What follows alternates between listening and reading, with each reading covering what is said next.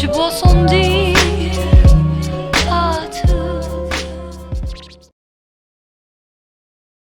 What's going on, jerk faces? It's your boy Andy, and you're watching Nocturnal Transmissions, brought to you by the Circle of Jerks podcast.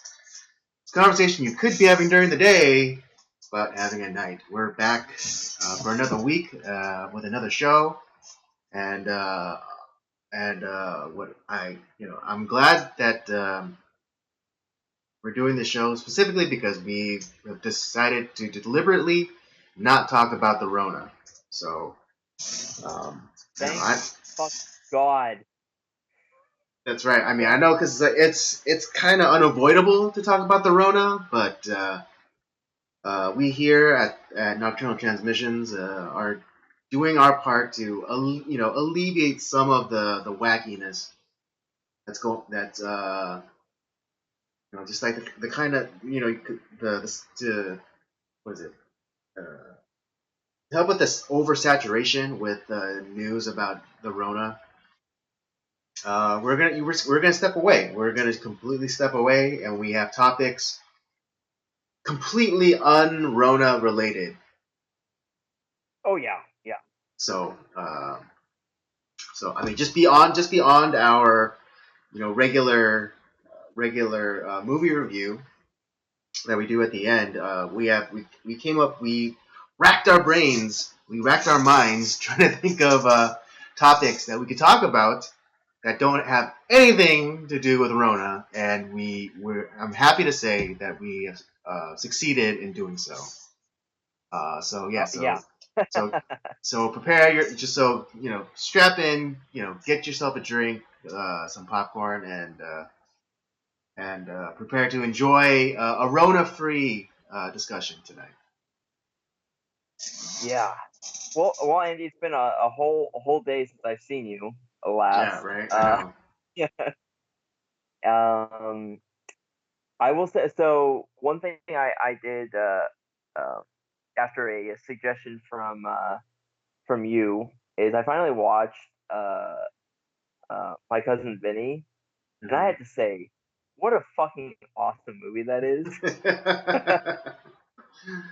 Right? I think it's like a whole another review because I do want us to review this movie at some point. But the chemistry between Joe Pesci's character Vinny and Marissa Tomei as Lisa, the chemistry between those two is just out of this world. Right? It's you legitimately believe that they're a couple. Absolutely. And did she win an Oscar for that performance? I think Marissa Tomei has been nominated, but I don't think she ever won an award. I heard she won something for that performance. I don't know what she was up against, but it was great.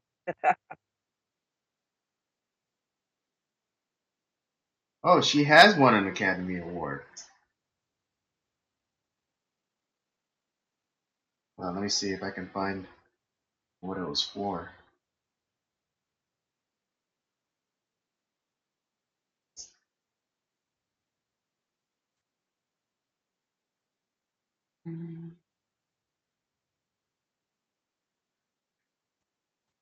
Oh, you're right. It was for My Cousin Vinny. She got Best Supporting Actress. Oh right, yeah. She was great in it. And hey, young Marissa Tomei, woo! Tasty Slice, 100%. 100% Tasty Slice confirmed on that one. But yeah, it's My Cousin Vinny it's a sleeper and it's a cult hit because a lot of people just the title doesn't really evoke doesn't compel you to watch it. It's just like, oh, My Cousin Vinny. It's like, well, what is that about? But you watch it and you're like completely engrossed because it's like a whodunit mystery, but also like an underdog tale because what is it? Because it's this guy who is a lawyer. I mean, he went to law school and everything, but he just hasn't been practicing that much, and like the kind of law that he did practice was personal injury.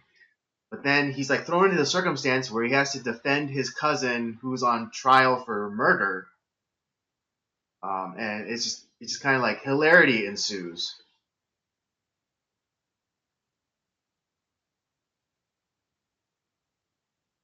Oh shoot, did I lose Robert?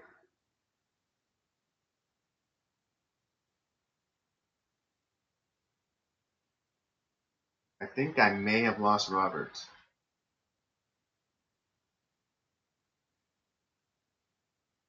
Um, okay. I'll try my best to figure out what went wrong. Nothing on my end, but yeah, My Cousin Vinny. Like for those of you out there, if you haven't seen it, you should definitely watch it because it is a really good movie. Um,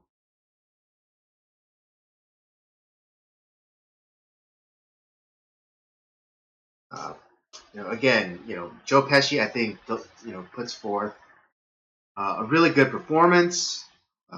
He's, I think, at the top of his game.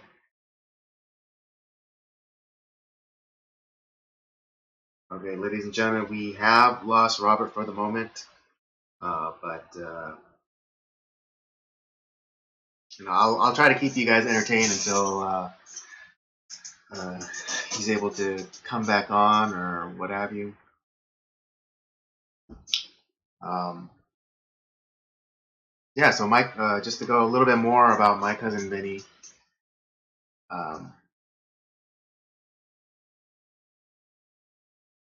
it's like I was saying, the Joe Pesci plays this character. He plays this character called Vincent Gambini, and it's almost there's like a little bit like a comedy of errors. Fish out of water because here's this New Yorker, this guy from Brooklyn who has to go to the South and defend his cousin, but he's having kind of like these cultural clashes too because it's in the South and he's from the North, and so like some of the townspeople like refer to him as little Yankee man, and that goes to uh, what is it Joe Pesci's diminutive status or stature, uh, and what is it? So yeah, it's him, trying to, you know, to, he's like the character. He is a lawyer, but he's never, again, he's never litigated. He's never, been in court to and then presented an argument and opening statements and all that kind of thing. So there's like this kind of learning curve that he goes through, and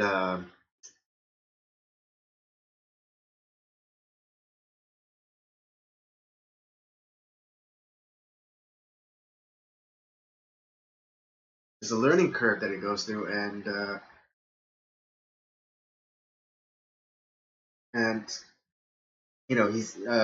he kind of antagonizes the judge, who is actually played by who was that? But he played Herman Munster on the Munsters TV show.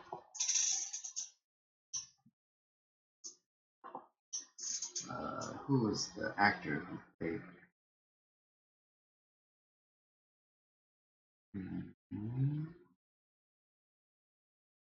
Originally by Fred. Oh yeah, Fred Gwynn. Fred Gwynn, and I think there you are. What happened? Oh.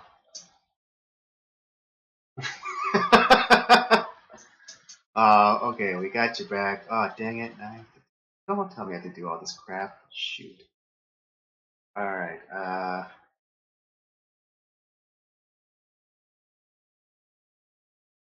Now I have to. Yeah, just filling in the people on my cousin Vinny. Yeah, just talking about just like the kind of like the fish out of water kind of aspect of it, and Oh uh, yeah, because it's like yeah, it's this this New Yorker who has to go to the South, and he's constantly being exposed to kind of like he's being exposed to like Southerners and kind of like their quirky habits and whatnot. It's just or like it's kind of like comedy of errors in a lot of respects. yeah. There was Oh like a There was that scene in the scene with like the hotel employee. The first hotel, like that. The train like comes blaring through at like three like 5:30 in the morning, and then he asked the clerk, is like, oh, does that train usually come at 5:30? He's like, no, that's really rare. He's like, oh, okay. And then like the next night, it comes at like it comes again, but this time earlier at 5 a.m. And he goes to the clerk, is like, oh, I thought you told me that was a really that was a strange occurrence, that train coming by at 5:30. And he's like, yeah, it was, because it usually comes at 4. yeah. Oh, just oh Yeah, boy. Like you said, it's a great movie. it's yeah, it's I would dare. I know we haven't reviewed it, and I've kind of we're giving it kind of a review, but not really. We'll do it. We'll definitely do a deep dive review on the at Right. some point. We'll do a proper one, but Maybe, it maybe we'll do but it. yeah, but it is definitely Circle of Jerks recommended. Oh, absolutely.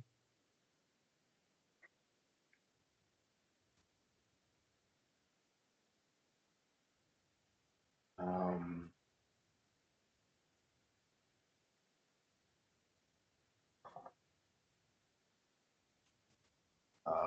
yeah, for me, this today was pretty chill. I actually had to accompany my dad on an errand, uh,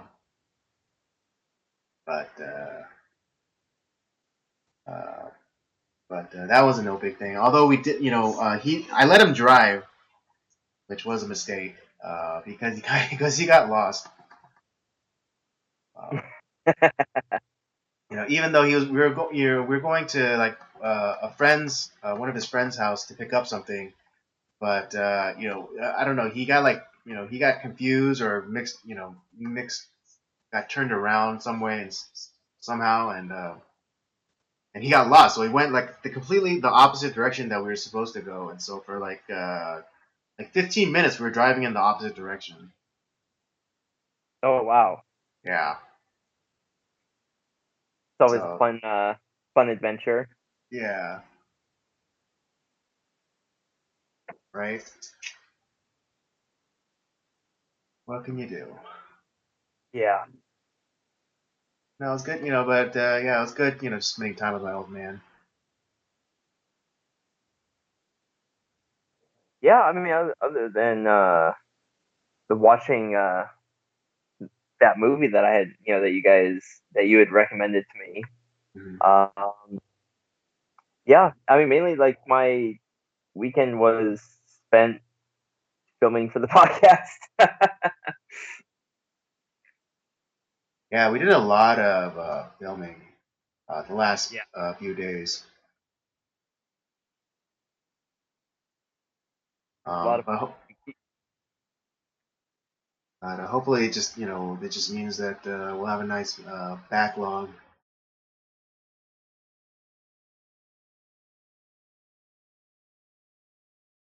Um, but yeah, I also worked on some new designs for the podcast, which I'm pretty happy with. Oh yeah, no, I think that new design that looks. I'm liking it. all right. Yeah, I've been in a because really I've been really tinkering with that design for a while. Um, and I definitely I wanted it to be a certain way, and I was really racking my brain and how to accomplish it because I was trying to specifically have it a certain way, but then I realized I could do it. Uh, I could achieve the same effect, but just in a different way. And so once I figured that out, it was just like, oh, I did it, and I felt very accomplished. Yeah, I think that everyone's gonna like that new design when we put that out. But Yeah, seeing it on Instagram and all that stuff, just like how it's evolved. yeah, Like, yeah. man, I how mean, simple. Yeah, like, that first one. It's like, man, it was so simple. all right, yeah. It's just Yeah, right. Yeah, the initial design that we had, it was simple lettering and this kind of really rudimentary looking microphone design that I came up with. yeah. Um, yeah, it didn't help much that it looked like a penis. Um, It just adds to the double entendre of our podcast name. exactly, exactly. Yeah, but then slowly, I added a little bit more dimension with like kind of like the repeating pattern in the background, and then I forgot to put in the kind of missing link from the second picture to the third picture. But I think people will get because I went back and I switched out my homemade microphone icon to like a more realistic version.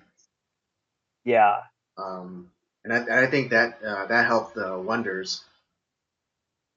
And then that's when the last image with like the circles, like the overlapping circles and like the gradient, it all just just came together nicely. yeah. No, it's just man, it's just the time is just flown by, man. Yeah, 3 years. I think it'll be because we started this in 17. I'm sorry, 17, and around about this time. Yeah, yeah. Um, so yeah, with like 3 years going strong. Uh, I know we took like a pretty long hiatus from the main podcast because we really Which is because we really wanted to up our game and invest, and we did. We got equipment. Um, we got equipment to vastly improve our audio, which I think is the most important thing. oh yeah. Um, and it's been good. And I mean, and then we created this show in the interim to kind of keep creating, and also just to ensure that our claim to the name or like the brand of Circle of Jerks podcast would be definitive because this isn't ours isn't the only podcast called the Circle of Jerks podcast, but we do have the most content, and we do have we do have the most we have the most subscribers, so So so hey, yeah, so we're doing something right. yeah. Well, I mean that I remember like when we took that hiatus. This is where this show came about. Exactly. Yeah, exactly. Um, yeah, this was just like kind of like the interim, just to keep producing content as we were really just waiting for prices to be better. because I already had the shopping cart was already full. It was just like with full of stuff, and we were just waiting for like a few key pieces to reduce in price. But once we did get the price that we wanted, I was like, boom, lock it in, order, let's go. And also, just need the time to research it, because I think we were one of the unique podcasts in terms of number of people. I mean, when Yeah. we started off, we had like a lot of people. We had 5 guys, which then whittled down to like the main three. Me, you, and James. Uh, and so a lot of podcasts could get away with uh, not less equipment, but different equipment that would have Right. been that would have been more cost effective. But since since we since we go big, we go big on this podcast. Uh, Yeah. so we decided that no, we're gonna wait. We're gonna get the amount of microphones that we want, and we were gonna get the soundboard that we want, because most people will just get like a booster, and you could just stick your 2 microphones in, and then into like your recording device, and that's all she wrote. But because we wanted to have, we wanted the capability of having as many people, as we could or we wanted, we waited, and I have no regrets, in that move. I have no regrets waiting to Yeah. get, to get what we wanted, and not what is it? Not compromising our vision. That's the word I'm looking And for. it's not like the equipment's gone to waste because we've had podcasts where we've used up all the equipment. So it's, That's true. That's true. I think Yeah. So we even had to buy like an extra mic stand and everything too because we didn't have enough. right. Yeah. What was? Oh yeah, because the microphones that we bought, because we could have bought, yeah, because I was trying, I was being clever. So we could have bought the microphones individually, and we could have gotten them, like we could have gotten the three for the for the three of us, the core group, and then like one extra for whoever. But I saw that this one set came in threes. And so I was like, oh, I don't want to buy like this set and then like another, a separate microphone. So it's like, oh, let's just double up. Let's just get 2 sets of those, and so that would give us 6. Yeah. Um, and then, I mean, we don't have any shortage of friends to come on the podcast. So I was like, oh, Yeah. it's like, why the hell not? Why the hell not? Like, are we a little crazy to do that? Maybe, because having that many people on a podcast, and like trying to make sure like everyone is more or less going the same direction, and not too many like side conversations are happening. Is a bit of a challenge. It's a bit of a challenge. But I remember like one of the last ones that we did was with what is it? James's friend Todd. We had like 5 guys there. No, no, well, that's not the biggest. But that was pretty hard because there was a lot of like side conversations going. But the biggest one was, I think, the 4th of July one, right? Yeah. Or wait, not Fourth. Wait, was it 4th of July? Yeah. Yeah. It was our blind beer taste test. That was where we had the most people on, and that's where we realized like we didn't have enough mic stands. Right. Oh yeah, that's right. Oh yeah, it was Val. Val, had the poor guy had to hold the microphone the entire time. Well, that's what he gets for showing up last. Right. It's all your fault, Val. Um, but But yeah, but we have uh,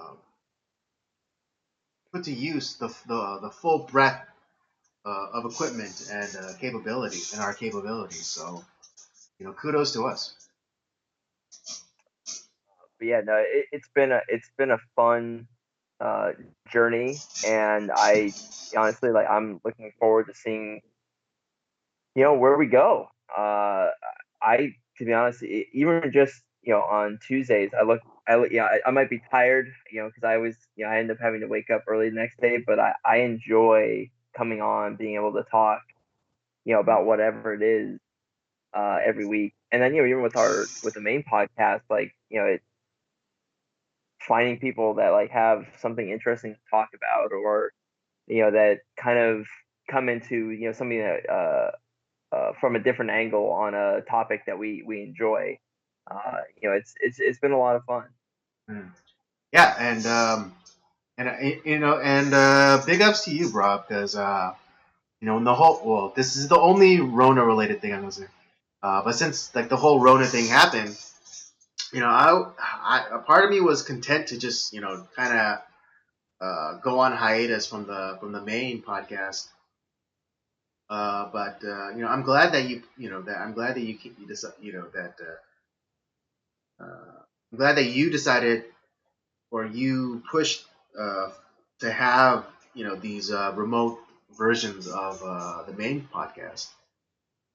Yeah, I Um, know you were hesitant at first. I was like, I really think I think it was important to kind of continue to do, kind of to live up to our motto, mhm, to educate, to entertain, and especially in a time when people are kind of going crazy. mhm. And why don't we give them something? Why don't we be the ones that are stepping up to be a distraction? Right. Yeah. Cause yeah. I mean, because I I'll admit, I am. What is it? I'm a very. What's the word that I'm looking for? I'm someone who will get things done. Yeah. But I'm naturally lazy. Okay. Yeah. So you're like me. Yeah, yeah. So yeah, so I'm someone who will get things done, but I'm naturally lazy. And so Yeah. when the whole Rona thing happened, just like, and then like with the contagion negation, we I was looking forward to, oh, okay, we'll just take a break, and I don't have to worry about slapping together episodes of the main podcast and then also doing this show and then cutting up uh, cutting up the clips for this show, and coming up with thumbnails and all that all that other stuff that I do. But Rob's like, no, let's do a remote podcast. It's like, ah, god damn it, I hate you so much right now. Um, but I'll admit, it was a good spur, because I then went and I designed the virtual set for the remote main podcast. And yeah, I mean, I'll admit, it's just the inverted color scheme of the Nocturnal Transmissions set. Yeah. But and it's just like it's just like the Circle of Jerks podcast logo in the corner, and then like our social media on the bottom, and and all and just like the windows, kind of like this, but like since we had guests, like I'll do it in thirds, sometimes like long vertical views. But yeah, that made me stretch myself. Even though I was working off a template, I still stretched me to create the virtual sets, and it's just in my post, when I shared the evolution of the design for the podcast, I put some musings. I put something that just kind of occurred to me while I was working on it. You know, um, and it's hold on, let me look it up real fast. Exactly. Not to toot my own horn or nothing, but I think it's pretty profound. Or I Yeah, think no, it's. it definitely was. Because I feel the same way. I know, like you're doing like the podcast would definitely not exist without you. Mm-hmm. Um, and I know like it can be frustrating for you, but like, in some way it's like there's a lot of times where like especially I mean especially right now like with as much as we've been doing for the remote podcast like that's time I could probably be sleeping, but like Mm-hmm. it's like no, it's like to me it felt like it was important to do this, and trying to rope guests to coming in, getting schedules kind of figured out. It's a pain in the ass. It's such a it's like 'cause especially when people don't get back to you or like they'll say they'll do something and then they don't do it. That Mm-hmm. which kind of pisses me off too. But like it's not easy. Mm-hmm. Mm-hmm. Right. But yeah, here's something. Oh yeah, but yeah. I mean, this is this could be a time where we could just totally shut up our brains and be like, oh, okay, this is a nice little break for us.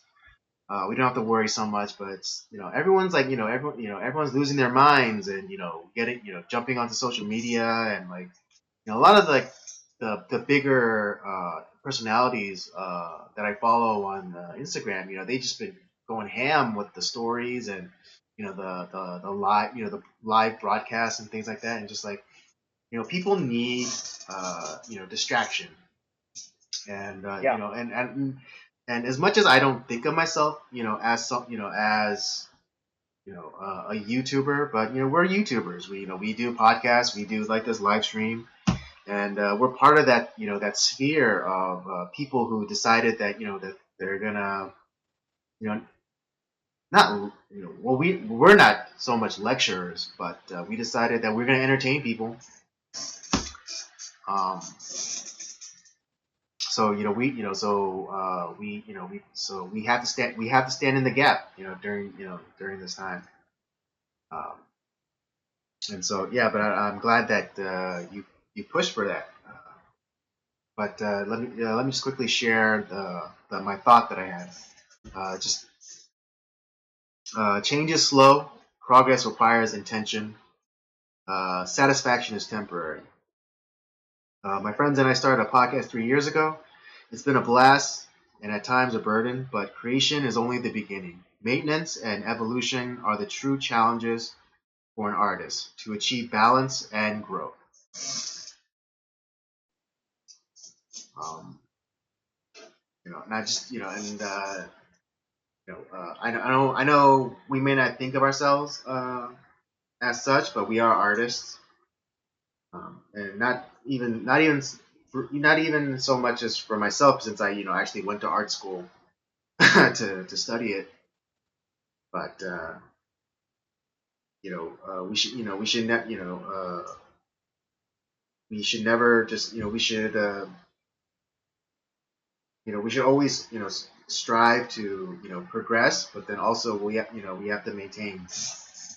Um, and that that's the balance of any artist, because you can't just continue like even Andy Warhol, he couldn't just make keep doing soup can paintings. I mean, he didn't last that he didn't last that long, but yeah, he even he knew the balance. Like you have to maintain you have to maintain a certain level, but then you also have to uh, evolve, grow, and exactly.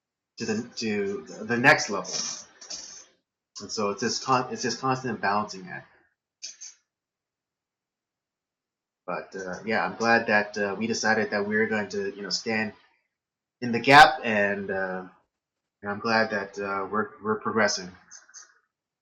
Yeah, and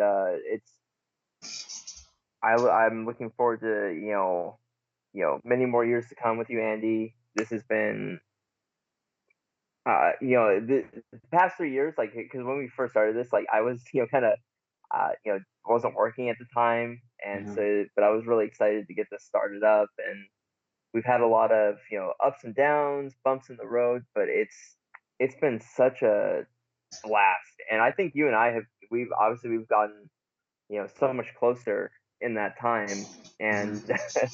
we realize like how eerily similar that we think. Mm-hmm. Yeah, a lot of the thought our thought processes are uncanny. It's weird because I'll like start telling you something. It's like, oh, dude, I was thinking the same thing, or vice versa, Hmm. and it's and or hell, even like when we're together, it's like we finish each other's thoughts almost. It's kind of scary. Yeah, yeah. I mean, yeah. I joke that it's because we share the same birthday, but I I think that's mean, what.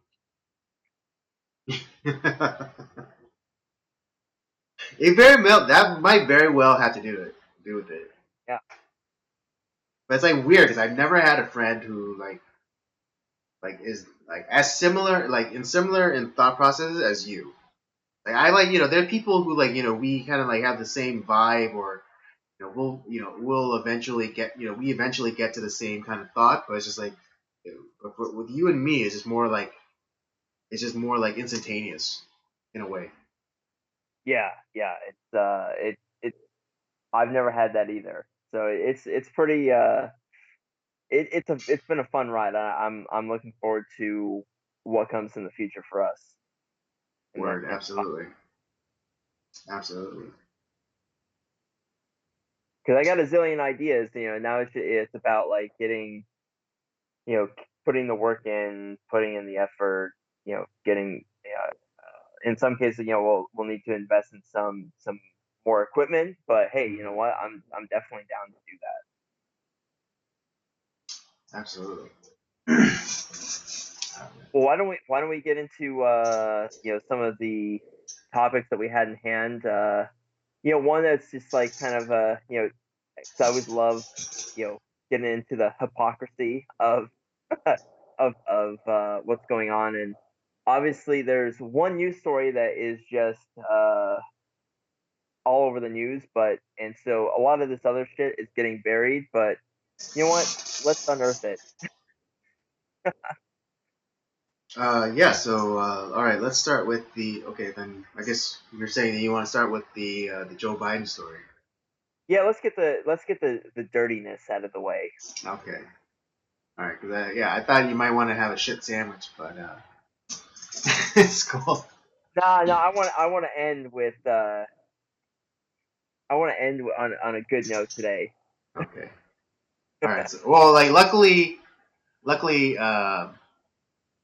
the other topic is mostly a happy one, is more fun, more fun. Oh yeah, we're gonna laugh, and we're gonna have a great time with it. Yeah, yeah, yeah. So yeah, let's get this shit out of the way. Yeah, for those of you who are unaware, because coronavirus is just kind of like the main news story of the day. There recently a story came out. I think just about. It's interesting the timing though. It's just like it came out just as they were starting to lock everyone down for corona. Um, Yeah, 'cause it was right. I think I heard rumblings of this in February. I mean, God, it feels like the last month feels like it's been 30 years. It's just, so I don't even remember now. But I think it was like right around February when this story first yeah, it's like started coming yeah, out. towards the tail end of February, and then like it was picking up a little bit, but then Rona happened, and it's just like, all right, lockdown, shut it down, shut everything down. Um, but yeah, a story came out about one of Joe Biden's was it campaign workers, or I forget what she was. I don't know if she was like an aide or a campaign worker yeah, or whatever the or fuck she was. somehow linked to his office. But she was a young woman in the '90s, um, and creepy Joe, got handsy with her. And I'm not just talking about hands on the shoulder and sniffing her hair, but the account goes that he actually did the Trump. He actually did the Yeah, Trump. Uh, yeah, but exactly. but uh, the only difference is that Joe did not gain Joe did not get permission. Yeah. Yeah, Um, this woman did not let anything.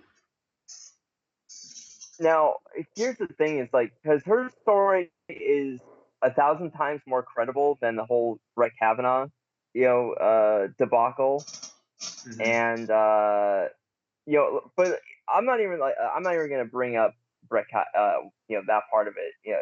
I want to hold Joe Biden to his own words, where he says, "Oh, just him himself was saying that like, oh well, we should believe all women." He said that like personally, especially when it came to the Kavanaugh case and like all these other stories that were coming out, but it's only a matter of time when you start getting these male feminists that are kind of the white knighting and stuff like that. Look at your watch and start the countdown to when their accusation comes in, and usually a much more credible accusation. Right. I Um, think yeah. I believe it was Milo Yiannopoulos who said the moment a man comes out as a male feminist, start the clock on the rape allegations, and what is it? 2 years now, about when Joe Biden, said that all women, irregardless of evidence or facts, should be believed. yeah. Oh, and then even better, Alyssa Milano. I think it was sometime this week where she finally broke her silence, as the media would like to say, and all of a sudden she thought that due process was a good thing. That Joe Right? Biden Yeah. is Like one of the due tweets was process. like yes, of course, believe all women, but men deserve due rights. Like, oh, finally. What was like? Was your internet connection poor? It's like, was your internet connection like slowed down a bit, and so finally that other part, the other half of that tweet finally came out. It's like Jeez. congratulations, Alyssa Milano. You discovered what it means to be an American. Fucking Right? Yeah. congratulations. And it's crazy because she endorsed Joe Biden. Like even after the news story came out, she still is standing by him. It And what's even probably more hilarious is that freaking Rose McGowan, her former co-star on that TV show Charmed. yeah, The one that is kind of crazy. I got it. Okay, I think that Rose McGowan is a crazy person, but I yeah, think absolutely. and I definitely think that she has uh,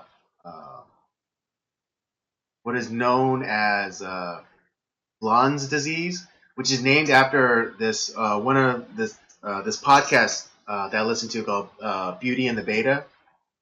And this woman who Uh-huh. goes by Blonde, she diagnoses women who are of a certain age and don't have any children,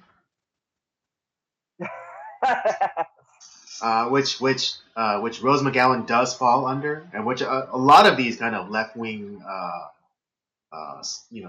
female celebrities tend to like the kind of the like certain personality traits that they exemplify. Yeah, it's blonde like Yeah, this. Yeah, Rose McGowan has full on blonde's disease. Um, and but she absolutely roasted Alyssa Milano.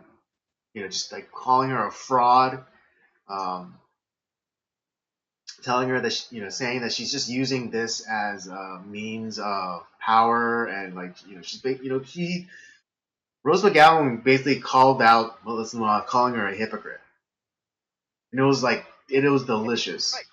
It was Oh, and delicious, and she's right, and she's 100% right. Because like where was this yeah, tempered middle of the road reaction when it came to Kavanaugh or Trump or whoever, like whoever she saw as her political enemy, where was that kind of moderation from her then? It's just like oh, believe all women, like regardless, it doesn't even matter if she's lying, but believe them. It's like, but then now it's someone that you support or someone that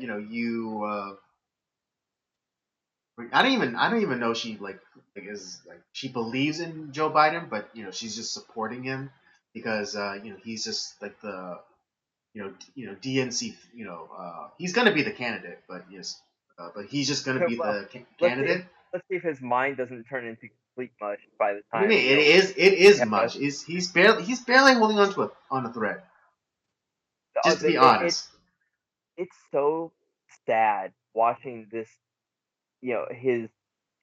I mean, maybe it's well deserved because he's just a corrupt, empty soup. But just watching him, we're watching a man like descend into full on like dementia, and it's Mhm. like his mind is complete soup. I just Yeah, I mean he couldn't even and it's he getting to couldn't. the point where we're like, oh well, who he chooses as his vice president presidential candidate, is really gonna kind of Yeah, it's running. steer like Yeah, who it's running people mate. vote for him. It's like we're not. That shouldn't be the case at all. We're not voting for the fucking vice president. We're voting for the president. Like the fact that like this geriatric loser you know uh is the nominee is like that's a problem. Maybe we shouldn't be voting in what is he 85 or whatever the fuck how old he is. I don't know. Like he's close enough to his 80s where it's like it's just you're too fucking old. Yeah, he's like in his mid to late 70s. But yeah, it'd be the same thing. Them like saying like, oh, we have to, we just have to vote for Biden because his vice presidential candidate will, to take over. That's like saying that'd be the same thing as if people were like, oh, we'll just vote for Obama because Joe Biden's gonna, he could be president. It, it's ridiculous. And I remember like some of my friends, who I respect and they think a little bit differently than me. But I'm like, I'm just looking at it, okay, if we're not voting for the vice president, right? Think about it. Like, why are we voting in these like guys that are by the time their first term is over, they're going to be you know in their mid 80s, and what they're going to go another 4 years, like so they're going to be almost 90 by the time they're out of the fucking White House. That's not If they, no if they even last that long. Uh, exactly.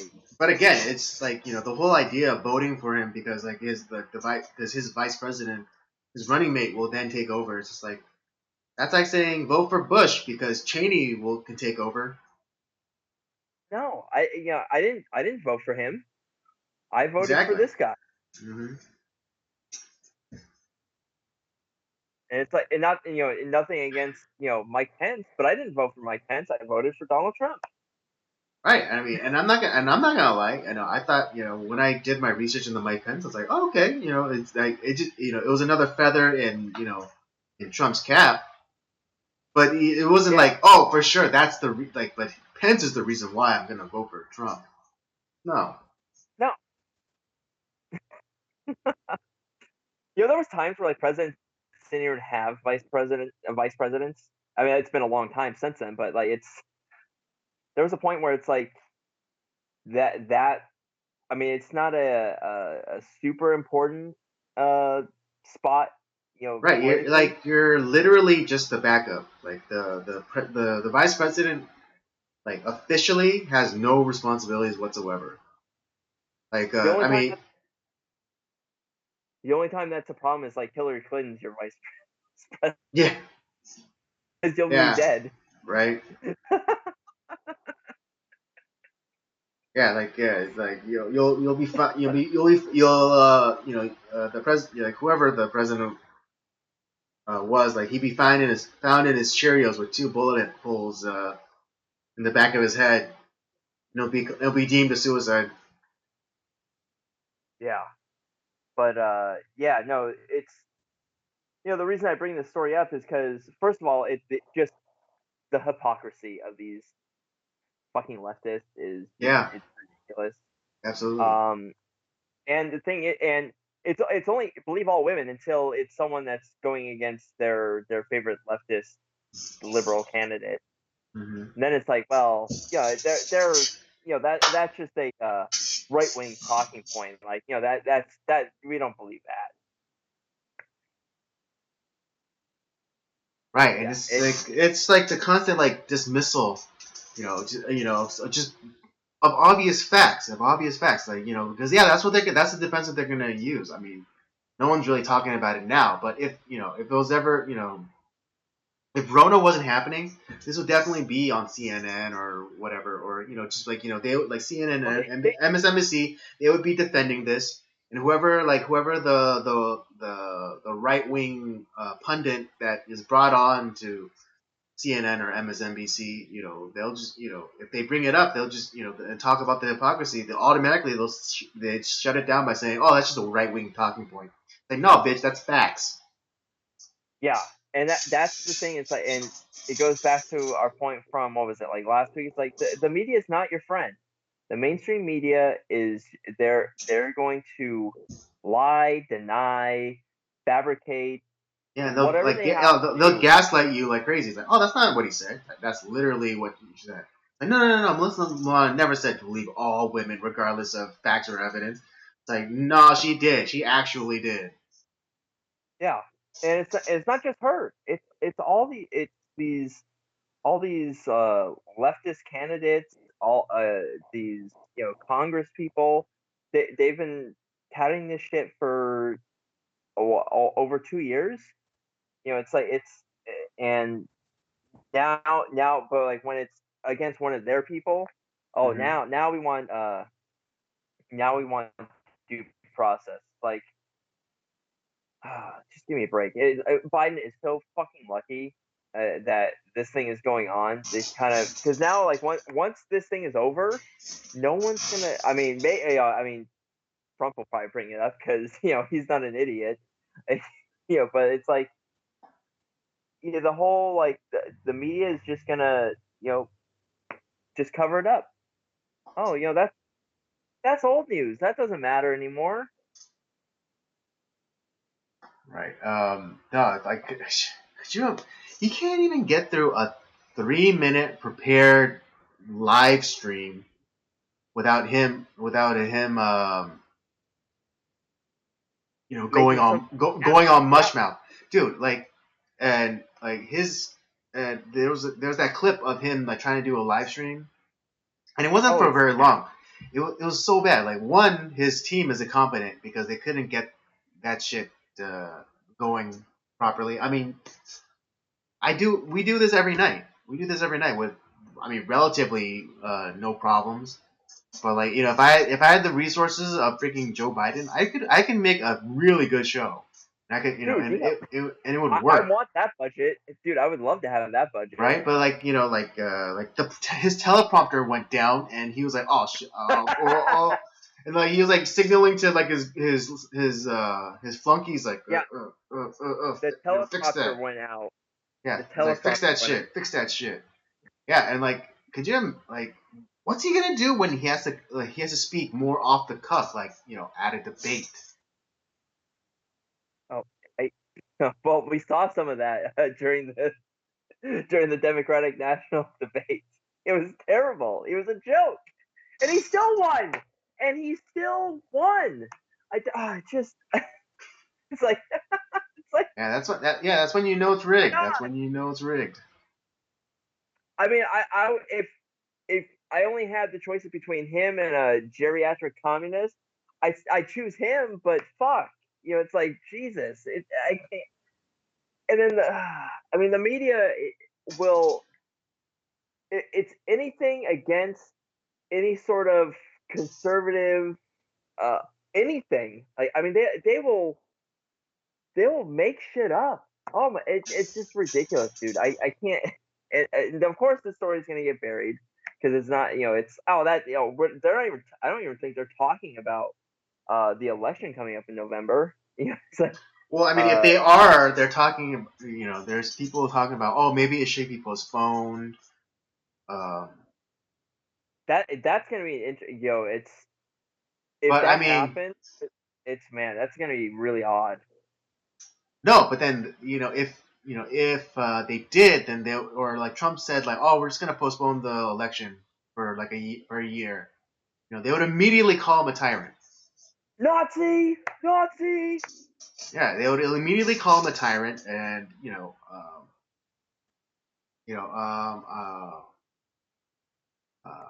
like, and the idea of like postponing an election like because of this is like ridiculous.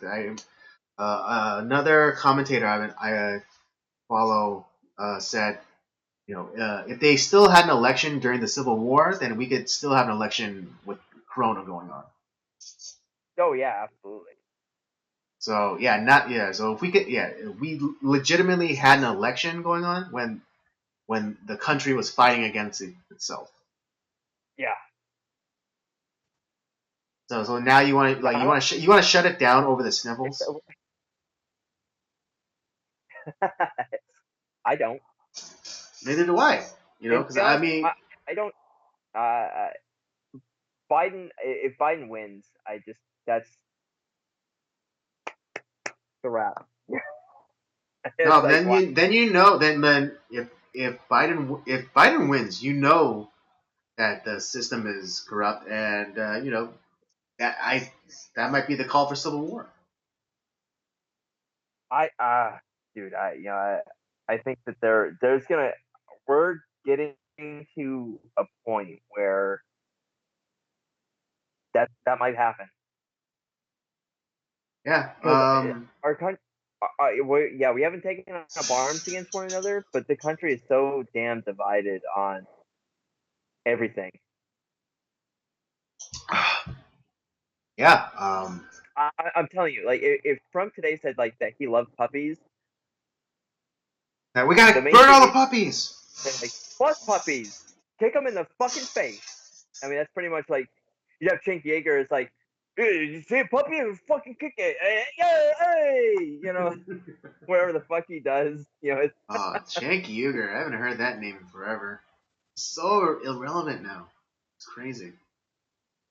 oh dude, have you seen like how they're like what's going on? It's like that's it, their broadcasts are so terrible. They're a joke. They're a joke. Yeah, no, they Yet they completely are. Yet they have millions of dollars that YouTube and Al Jazeera throws at them, and they still suck. Yeah, that's the only way they're relevant. I mean, it's obvious because their studios is like within like the YouTube offices. Like I've been to the YouTube space over there in Playa del Rey. It was right by my school. My school even had a class about YouTube. And I actually like the whole and for that class I had to start a channel, and I did. I started a cooking channel. Don't ever try to find it. But I've been in YouTube. I've been in like the facilities are it's they only allow certain individuals to use them. Like you have to have a certain like you have to have the certain subscriber count. Um, Yeah, and yeah, so it's not open to it's not like as though like, it's not as though like we can go there and like start using their facilities.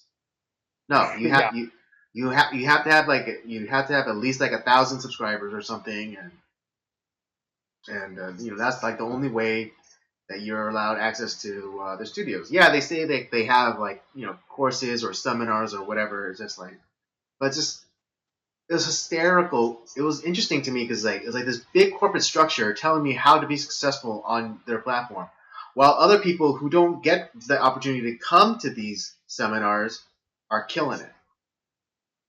yeah. It's like If if we ever went there, they tried they tried to milkshake us to death. milkshake. Well, I just thought it was hilarious because they're like it's what is it? It's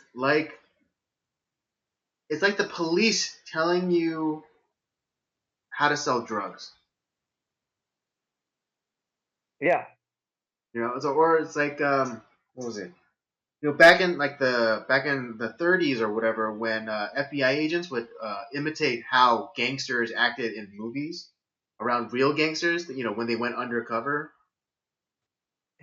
that's what it would be like. Because it's like this big yeah, corporation. It's like who's not even back then. I don't think was. that plugged into like their user base, or the people who created and put their stuff on YouTube. I don't, they weren't that connected. Right. That like they're so out of, YouTube, like Google essentially was so out of touch that they had like these really like ritzy like mixers and social events, but just like I and because I was in the class, I was afforded a chance to go to these mixers and things like that. It's like all these old farts. Yeah. It's all these old farts, like, and they're like, oh, like, what do you do? It's like they're just kind of, looking for the next, big thing, like the next big, the next PewDiePie or whoever. But it's just like these Yeah. old people who are like trying to find out like how to become YouTubers or whatever. But it's just and, you just don't know. Yeah, YouTube, even back then, didn't even know their audience. You gotta just be like Joe Exotic and not give a fuck. Just Right? Because yeah, like one of the things about YouTube is the authenticity. It's getting to know the person authentically. And so like when people, when you have like kids in like their bedrooms telling, giving movie reviews or product reviews, and just like saying, fuck, oh, this fucking thing this fucking sucks. And you get to see like their personality, as opposed to, this product is not very good. I do not recommend it at all. yeah, It's just, nobody wants that. yeah, nobody wants that shit.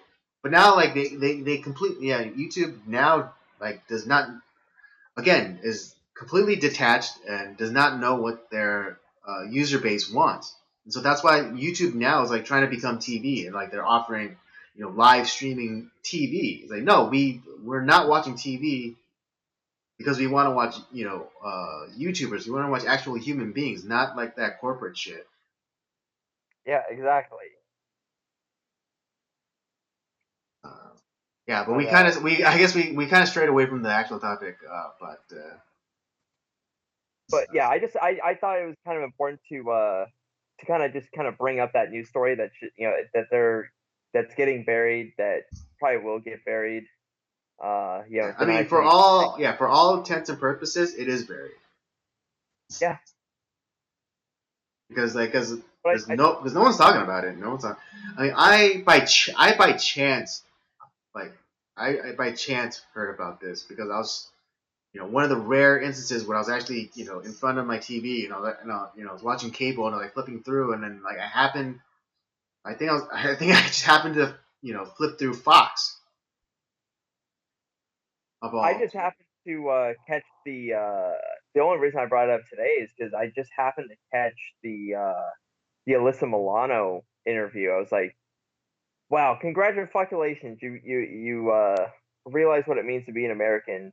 Discovering due process for the first fucking Right. It's, yeah. Um, yeah.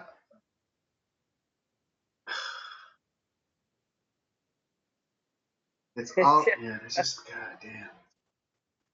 Yeah, it's just like I can't believe people are like so dumb that they're just, it's just, it's like when like the first like all believe, when the believe all women thing came out, I was like, do you not have fathers or brothers or any like prominent male figures in your life? Like, what if, like, imagine if it was your dad, or that you knew, to be as a good man, and this random. I swear, I wanted to like when I started to see some of it on like my YouTube feed, I wanted to just be like, just like some of these women that I know, I just wanted to be like, your dad raped me in my asshole. Like, your father, Yep. yeah, your father brutally raped me in my asshole. It's like, believe victims, right? I'm a victim. Your dad raped me in my asshole. Yeah. I mean, I wanted to do it. I didn't do it because I know, I'm not stupid. I know, I don't want to start a fight. I know when to unsheath my sword. And I knew that wasn't the moment for it. But yeah, that's what I wanted to do. I just wanted to be like, your dad raped me in my asshole. I'm a victim, believe me. Even though I never met your dad. Believe all victims. Yeah, believe all victims. I'm a victim because I say so, even though I don't have any proof or any evidence. He talked to me once, and I felt raped. Yeah, right. He raped me in my ear holes.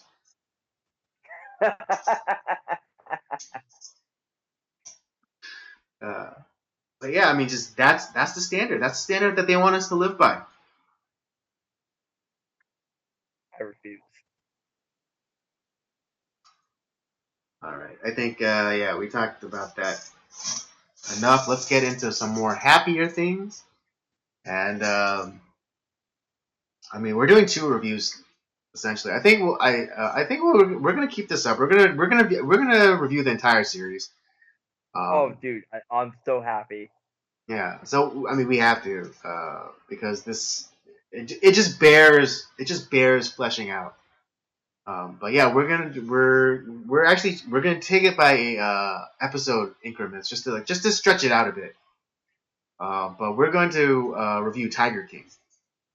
And I think other than Corona, this is this is the most viral thing that's been going on. Oh man, Tiger King. It was because I kept hearing about it like for like about a week or so, and I was like, all Yeah, right, fine, fine. I'm gonna watch it. And oh, I was not disappointed whatsoever.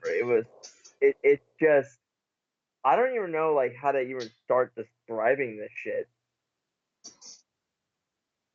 I mean neither do I, because like the first episode of the docu series just kind of drops you into there's no real lead in to the series. It's just Right. you just immediately dropped in the middle of everything. It's like what the heck. Um, but yeah, I mean, for those of you not aware, Tiger King is about uh, these assorted figures within the exotic animal trade, or exotic animal Yeah, the exotic exotic animal animal. trade. I think that's a fair way to assess it. Okay, or exotic animal entertainment industry. Yeah. Um, I think well, the first episode highlights 3 prominent characters: Joe Exotic, Carol Baskin, and Doc Antle. Doc Antle. That's right. Um, Joe Exotic. That but guy Joe is Exotic he's woo! wow. I mean, he is a character. Um,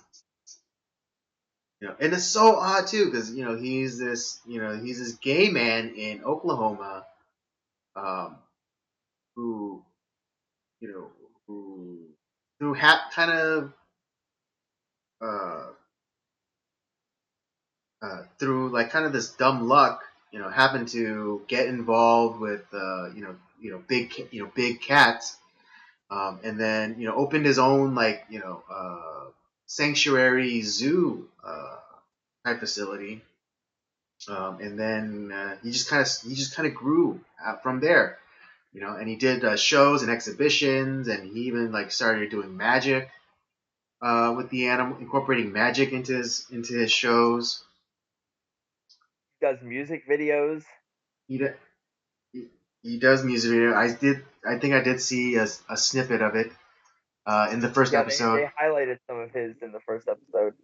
Right, but it was crazy because it didn't even sound like it could be him though. I don't think it's his voice. I think it's somebody else that he had like No, do exactly, voice because it's over like him. because he has like a kind of a squeaky, effeminate gay man voice. Yeah. And I'm not And saying that also as I'm not saying that as a I'm not necessarily saying that as a diss. I'm just being descriptive. That's what it sounds like. It's a squeaky gay man voice. Even though he had, even though he looks like, a wife beater wearing, Bud Light drinking, redneck. Like if you like, I yeah. remember I saw his mugshot, and it's like you wouldn't think that he was gay, but then you hear him talk, it's like Yeah, it's like I'm Joe Exotic and this is my tiger zoo.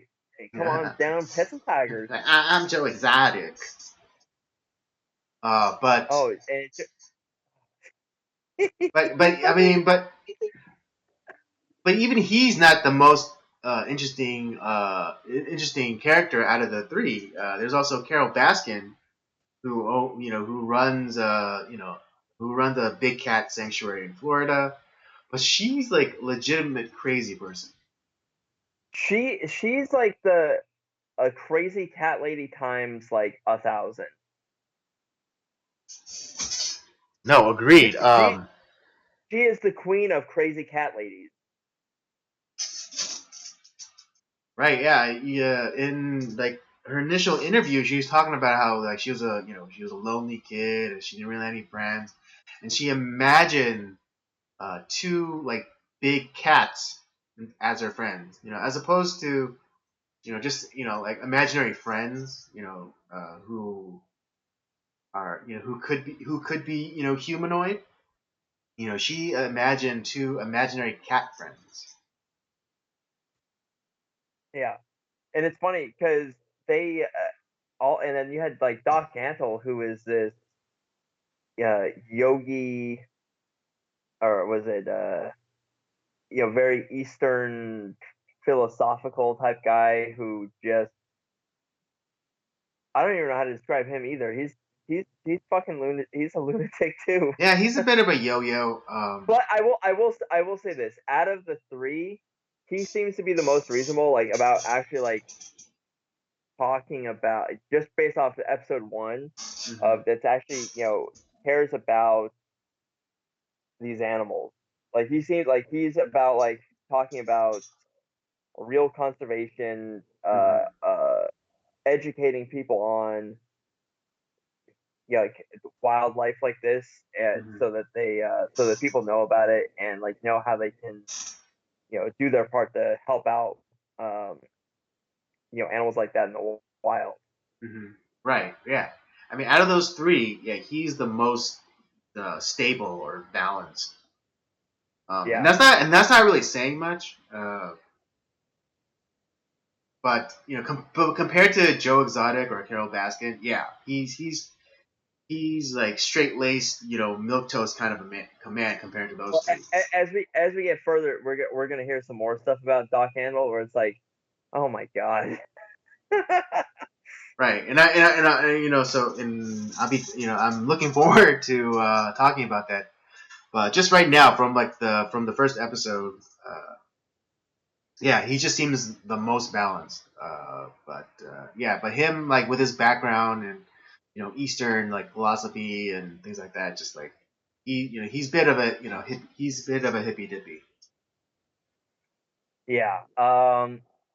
So one thing that is it comes out in the first episode, obviously it does focus mainly on kind of like the backstory, kind of the backstories of these three guys or three people, and it also highlights the hatred that starts because of between Joe and Carol, and a lot of it has to do with well, because Carol Baskin, who, to be honest, is doing the same fucking thing that Joe and Doc Antle are doing. Um, but because she's doing it in the name of PETA, she's the hero, and that these other people need to be stopped because they're doing harm to these big cats. And uh, it kind of goes back to like our last story. It's like, oh, don't look at the what I'm doing. Like it's them that are bad. I can do it because I'm good.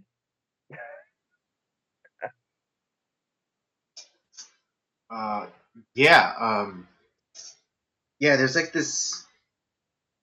Uh, there's this attitude of virtuousness that comes off of Carol Baskin because she has like the support of PETA, this big recognized group that's against animal cruelty or whatever. But anyone who really knows PETA knows that that's a bunch of bullshit because PETA euthanizes more animals than than municipal shelters in the entire country. I mean, I don't know. I'm just making that up, but they fucking kill a lot of animals. Yeah. Even though that they're supposed to be, for the ethical treatment of animals, but they kill a lot of animals. And I've actually, and I've seen some exposés, and like there's this one guy who sued PETA because a PETA worker literally came onto his porch, came onto his property, came onto his porch, where his dog was just chilling. It wasn't running around. It wasn't causing a nuisance. It wasn't biting anybody. It was just chilling, and there was porch camera footage of this PETA worker just coming out, scoping up the dog and taking it away to go get it euthanized. Yeah, and a lot of those guys kind of like are not in the same guise as like Antifa and like some of these, but they're just as crazy, and they do some really They're fucked up shit. fanatical. That's what it is. They only they're like similar in that PETA people are usually fanatics. And based off of the first episode, just from their own words, is that you had Carol's group with PETA that were kind of stalking and targeting Joe and his zoo from like some of the places that they would travel to, and it got to the point where they're even like he had to start carrying a gun on him because these people like were kept like trying to harm Right, him and all this. they were basically cancel culturing him before cancel culture was a thing, because he did shows at malls or or festivals and things like that, and they would like Carol Baskin and like the PETA people would call to those malls or those venues and be like, it's like, do not let this man perform at your place. He harms the animals, and he's a bad person, yada yada yada.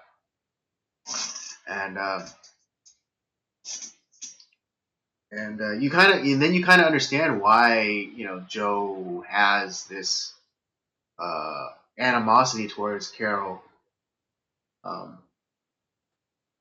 Well, and a lot of that, just based off of what they're saying, is like that was costing them upwards of $50,000 a show, which a lot of that money is going towards food for these animals Mm-hmm. and food care for these animals.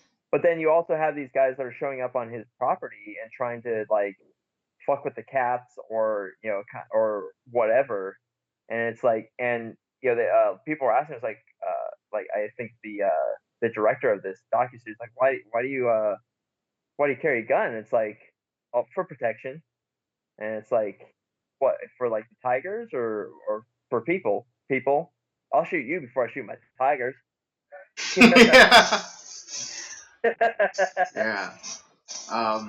Yeah. So there is some. I think there is some justification for Joe Exotic's paranoia, but then also I think is it is Joe Exotic. It's a cult of personality. That's what I've noticed. That's what I like. Well, there was like that interview with one of his workers, and he was talking about how he carries a gun with 2 rounds in it, and it's like, oh yeah, me and Joe, we made a pact. Like if it ever came down to it, like I shoot him, he shoots me. I even put our names on the bullets. Like, holy fucking shit. Well, he said, like, he even said, it's like, if anyone is gonna take away my rights, they're gonna come onto my property, take my tigers away from me. It's gonna be a small Waco. It's like, holy shit. Yeah. And I mean, Waco is But awful.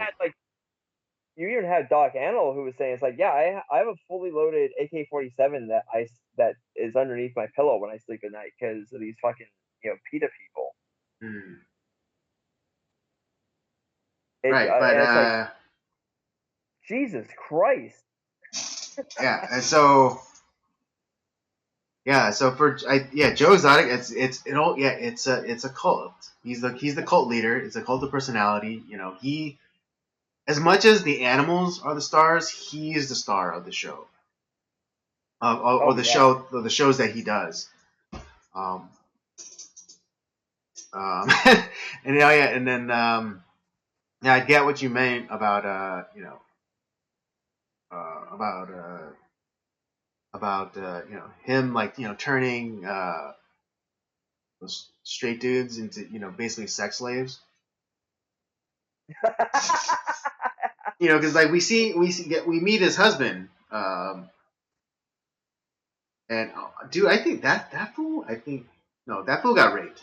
His husband got raped, and and I think Joe groomed him because the pictures that he showed, he was like a young dude Yeah. when they first met, and so I'm pretty sure that Joe Exotic groomed him, and he had meth mouth.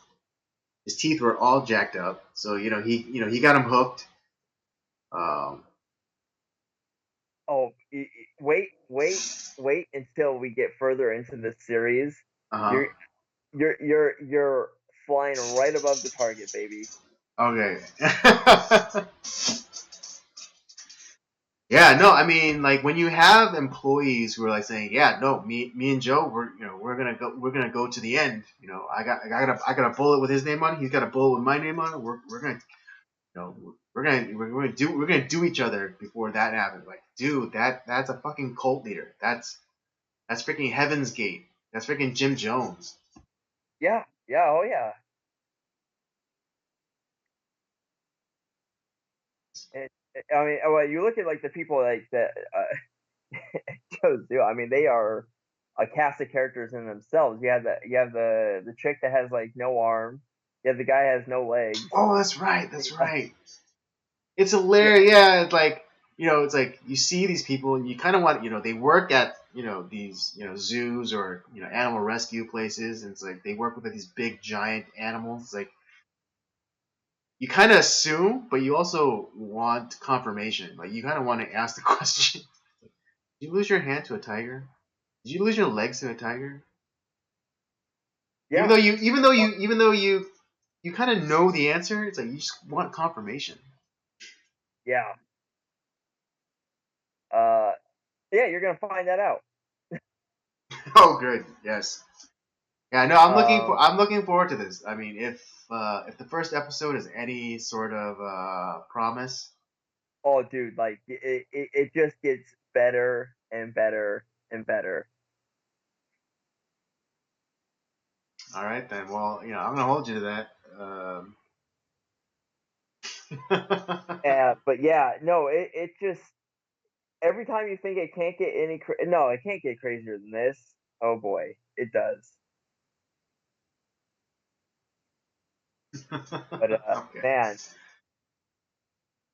these people are I don't know about like the other Carol and Doc Antle, but Jozu is definitely run off of like meth or something because they are getting shit done and like oh yeah man we got energy. It's like dude they are on they are on like some like tweaker speed or something. I don't know, man. Yeah, I'm gonna be looking forward to finding out more about this. we're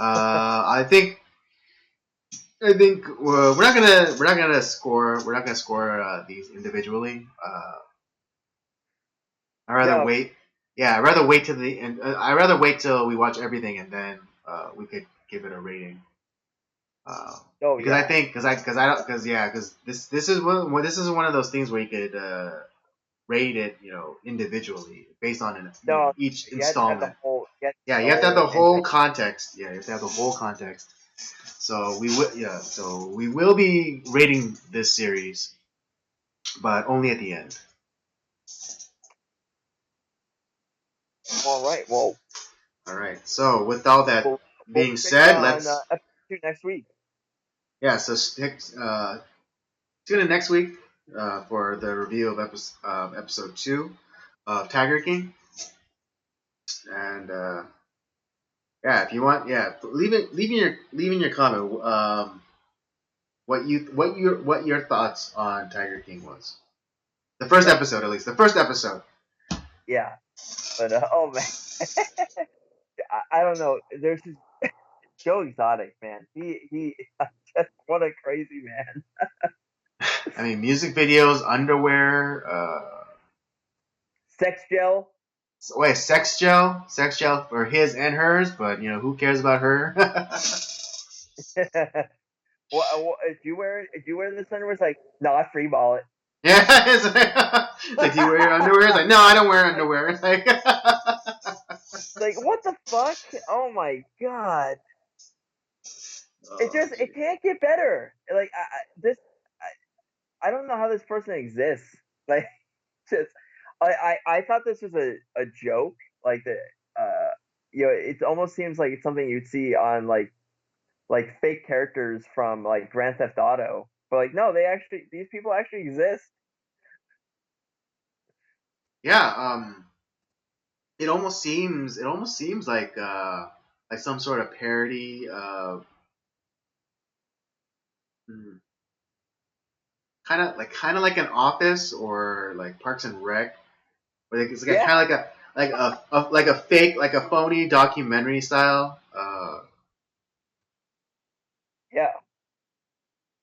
But it's real. I mean, I remember. I didn't realize this, but I do remember a story of when Joe Exotic got arrested, and he does do some of the interviews from prison.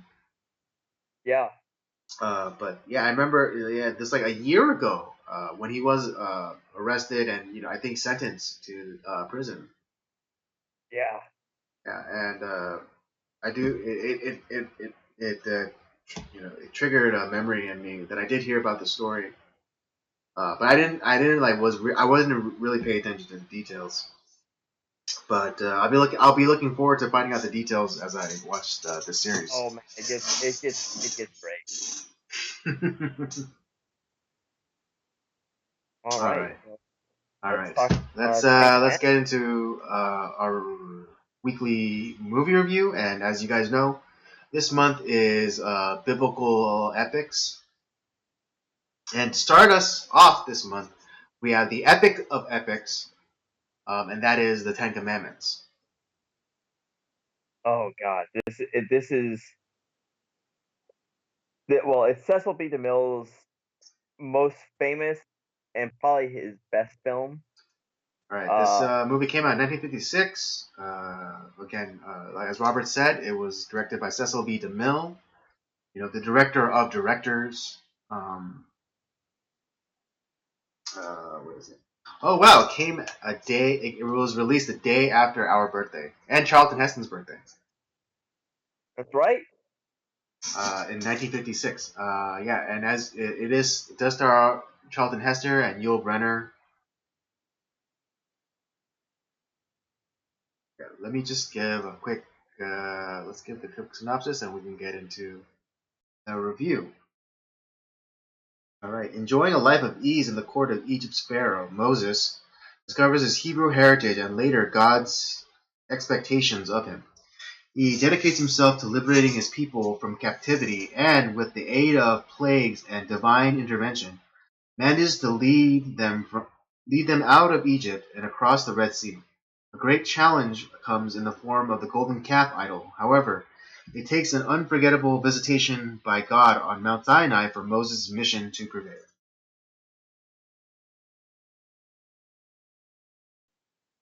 Yeah. So, Holy crap!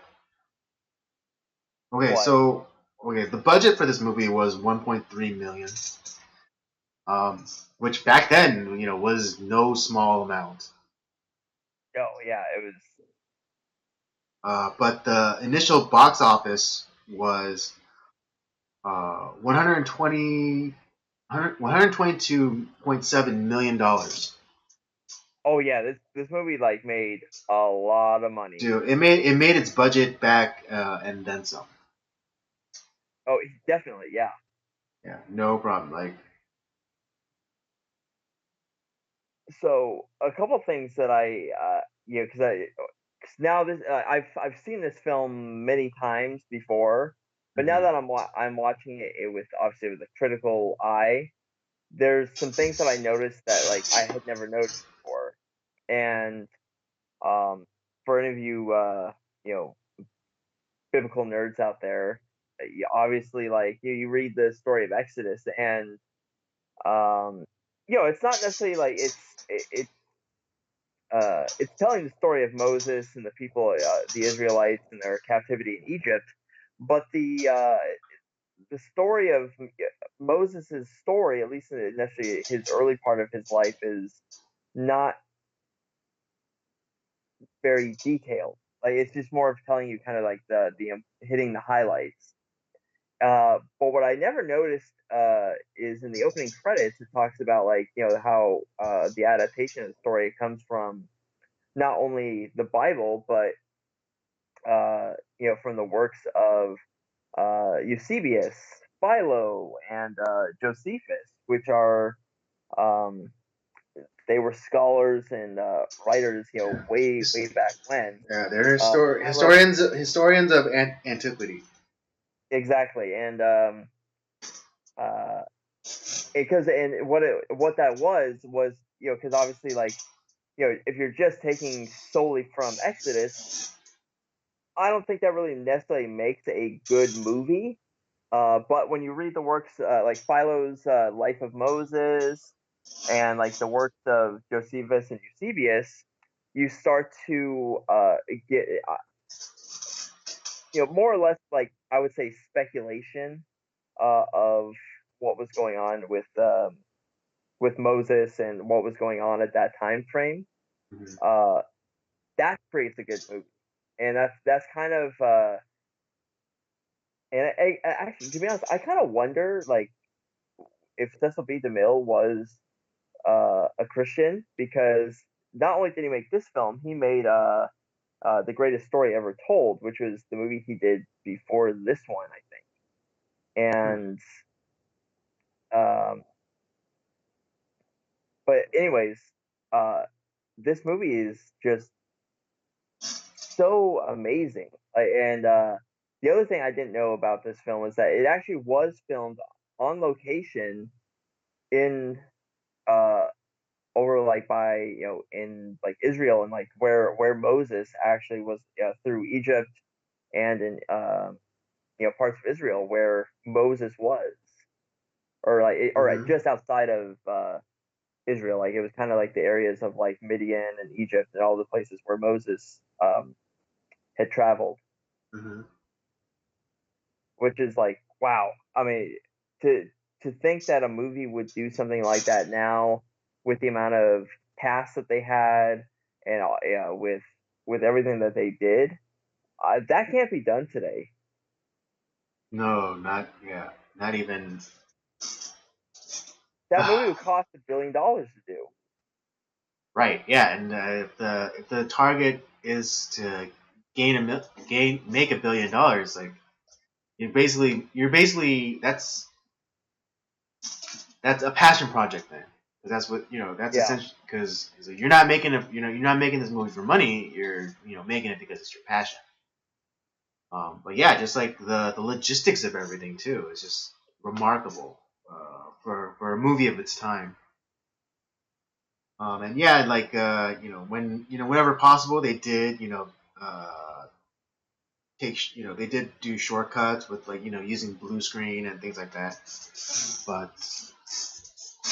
But yeah, just that scene when the Israelites are leaving Egypt and just like you see like all these people, and that it's like it's people. It's like there's all these people and animals, and they're in front of like actual sets, and they're and it's like this huge like mass of them, like that yeah, yeah, to do that practically is amazing, and to but to try and do that today, it's just like no, it can't be done, which is pretty sad.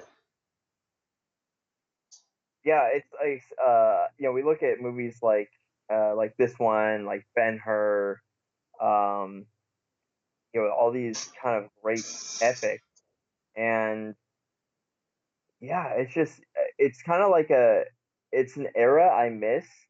Mm-hmm. Um, but man, but I know it can't be done today, so it's kind of nice to go back and like see this and wow, it's to know that like that person that you see like way far in the background, that's an actual person that's in the movie, not just computer generated. Yeah, it's not a collection of pixels, but an actual flesh and blood human being.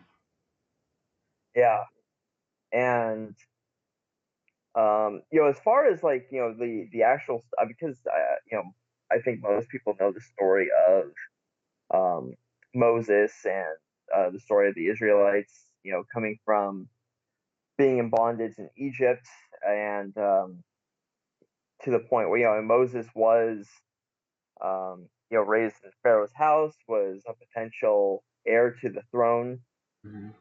and ends up being exiled to Midian, and is called by God through the burning bush to lead the Israelites out of captivity to take them to the promised land. And that's essentially what we're getting in the Ten Commandments is that story. Um, and I think, to be honest, I think they did a pretty damn good job of, um, obviously, like, yeah, they're filling in parts of the story to create a good movie. Hmm. But those are all like it wasn't just some you know out of left field speculation. It did, yeah. Right. It wasn't It's arbitrary. It wasn't, just it wasn't for the sake of this. It wasn't, 100% for the sake of the story. But it was all period accurate. I would say so, yeah. And I think it's very outside of maybe like a couple scenes. I would have said I would say it's like that might be actually how it looked or what actually happened. Right. And I think what I enjoyed the most was, a lot of sword and sandal movies, even back at that time did this, and I think a lot, the trope kind of persists even today when they do sword and sandal movies. But everyone wears like white linen, white linen Right. tunics, white linen, but in Ten Commandments, they're wearing these bright, vivid colors and interesting and like intricate patterns. And I think it just adds more texture to the culture. Oh yeah, yeah. Like and I like one of the other things is like the costume design and like the set design is just incredible. It was actually it I was I think this is the best costume design I've ever seen. agreed. Yeah, it was amazing. Like when Moses as a shepherd, and or Moses, when he was Prince of Egypt, and Pharaoh, and even like the Israelite slaves. Like they just weren't wearing white tunics or brown tunics. There was color and there were patterns, and it was so lovely.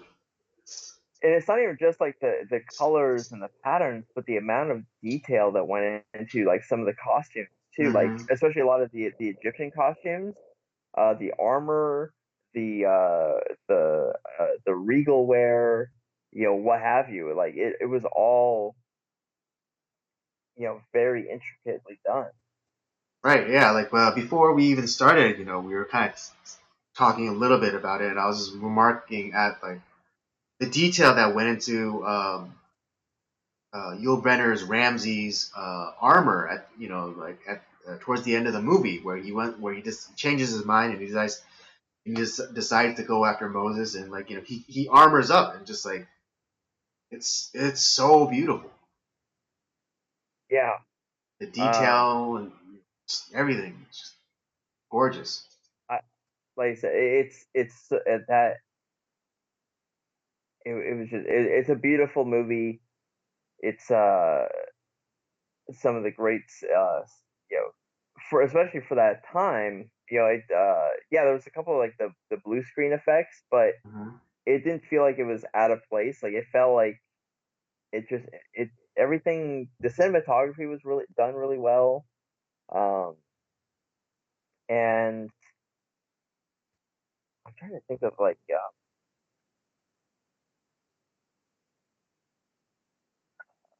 I'm trying to think of like I mean obviously like the the famous scene of uh Moses when they're running away from uh the Egyptian army, and that Pillar of Char- Fire.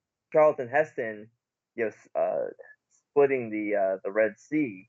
Hmm. That's kind of like that's one of the most iconic um scenes in films. Like when you think of when you're reading the Exodus, to be honest, that's what I see in my head is like when Moses does that, Right, and lift, yeah, he lift up his arms and like, yeah, the Red Sea. yeah. Yeah, admittedly, that's what I see too. The one thing I would say is potentially inaccurate is because I know Moses was thought to have had somewhat of a speech impediment, or like something like he was not confident Right. in Hmm. his speech, but you can't have Charlton Heston be like kind of wimpily Yeah, you can't. wobbly. Yeah, you can't have him be a stutterer. Like Right. that man's voice is so regal and it has presence. His voice has presence. Exactly.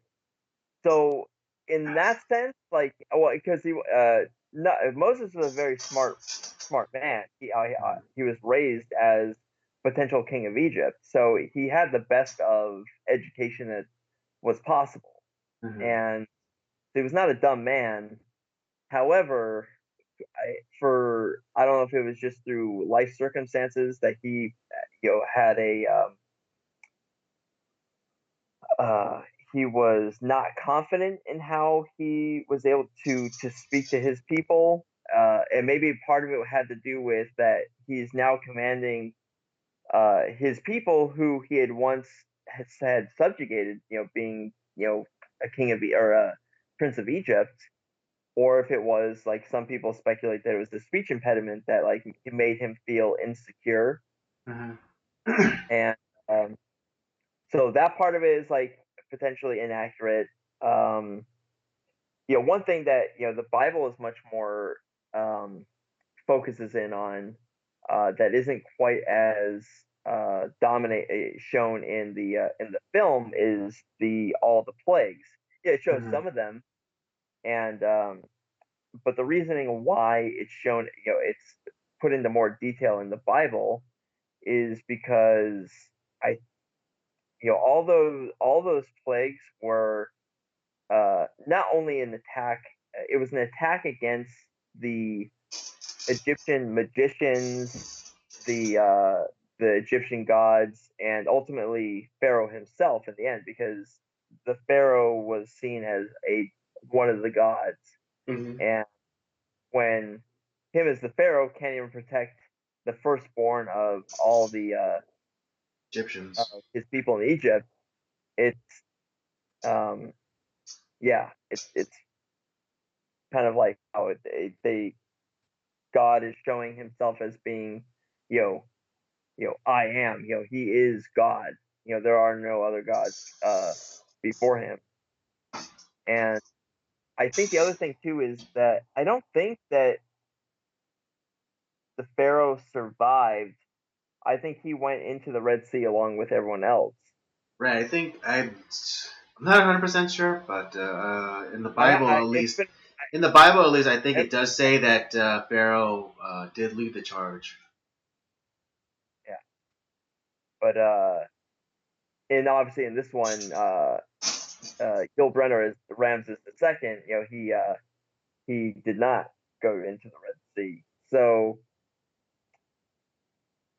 but like I said, it's actually like they did a really damn good job of keeping it pretty accurate. But then it's also like it's not it's a long movie, but it's not a boring movie. Like you're on the edge of your seat Right. You're with fully like engaged in this movie. There's no wasted screen time in this movie at all. Because every scene engages you, and uh, it. You're full. You don't even realize that this movie is almost 4 hours long. I mean, including the intermission. But yeah, Yeah, this movie's like almost 4 hours long. But when you're watching it, you don't even realize it's like, oh, when you get to the intermission, it's like, oh crap, 2 hours already went by. Oh man, it didn't even feel like 2 hours. There's no wait. yeah. There's no wasted time in this movie. I mean, you have all the different character interactions, the the love triangles, the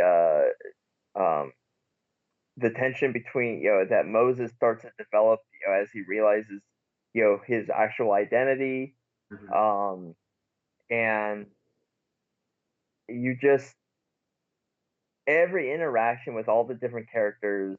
Uh, it's not only is it a well cast movie, but like you felt.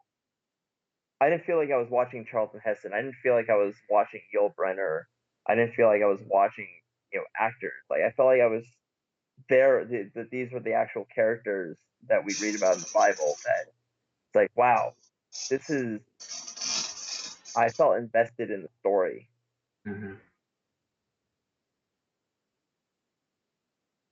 And to be honest, if I was going to recommend any any film that's based off of a biblical story, this is the one I would have to recommend. I think this is the coup de grace um uh of Bible movies. Yeah, no, absolutely. When you think Bible epic, you think of the Ten Commandments. No, I mean, Oh yeah, at least you should. I mean, I think people of a certain generation they have that association. When you say yeah, Bible epic, Ten Commandments. I think without even thinking about it. And I think yeah. it just goes to the scope, the vision, the execution of Cecil B. DeMille. Um, yeah, but this movie was seriously a masterpiece of, of storytelling, of vision, of execution. Uh, yeah. And again, every scene, there's no wasted scene. There's no it's like oh that was superfluous or no that scene wasn't necessary. It's like every scene was necessary. Every interaction was necessary. Yeah, I don't, yeah, it's like you said, it's almost 4 hours, but like, I don't think you could cut anything. I think that was like, nothing felt like, I could have done without that scene, or I could have done Hmm. without this character interaction. No, you Right. needed it all. You needed all of it. Hmm. Yeah, it's amazing that this used to be played on TV, like broadcast network television back in the Oh, day. and like right, this would be the week that it would be This would on be yeah, every exactly. year. Hmm. Because we're coming off of Palm Sunday, and Hmm. yeah, this is like right around Passover time. This is the movie that got played. Absolutely. Yeah, and I'll admit, I every single year I'd watch it. I'd watch it because Yeah, it's a great movie, and and just I mean nowadays I don't think they played it around Passover time or Easter time in a great while. Um, I I think haven't seen it in a while. Yeah, because I remember before, at least here in LA, it used to be on Channel 7, yeah. ABC, ABC. But no, they haven't. I don't remember when the last time that they played the Ten Commandments on TV. Yeah, I can't think of it either. But I guess nowadays with like streaming and things like that, it's not really necessary. That's true. Uh, but I think when I get married and have children, I think this will definitely be a yearly tradition. Yeah.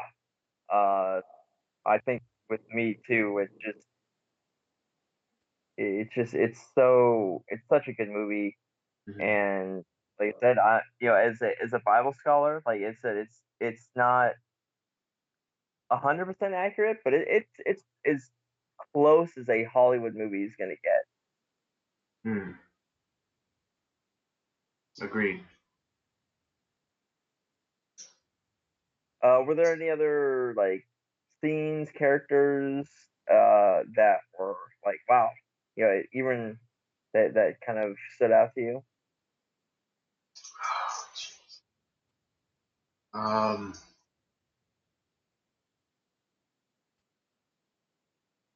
it's, I mean, this might just be a cop out, but I loved every scene with like Charlton Heston, like, especially after like Yeah, especially after the commission from God on Mount Sinai with the burning bush. It's just like yeah, the way he spoke was just so much more grand, and more authoritative. right. It's not that when he was a prince of Egypt he didn't have any authority, but just knowing that knowing that he is now called by God, he's commissioned by God, and he is speaking on the behalf of God. It just gives him more, just more gravitas, as it were. Yeah, and I heard that like the reason he was cast for this that part is it, there was a statue of Moses that Charlton Heston kind of looked like almost, and so Cecil B. DeMille is like, well, you're the guy, and the baby Moses that was floated down the river, that's actually Charlton Heston's son. Yeah, that's correct. Yeah, that's yeah. I found out that little tidbit too when when I was looking into like the cast. Yeah, Yeah, and it's like I forget what the son first name was, but it's a baby Moses, like something Heston. I was like, oh wow, and I clicked on it. It's like, oh yeah, that's his son. yeah. Um, but yeah, I don't think that there's any. I mean, Charlton Heston is obviously the star of the show. He's so great. Mhm. Um, Yeah, but would you, like you? in terms of pompous arrogance, there's nobody that does it better than Yul Brynner. No, yeah, that's definitely true. Yeah, even Um, like his like I mean his other probably most well known role is playing the King of Siam in The King and I. yeah. And just like and just like yeah, that king had like pomp and arrogance, but Ramses, God, oh jeez.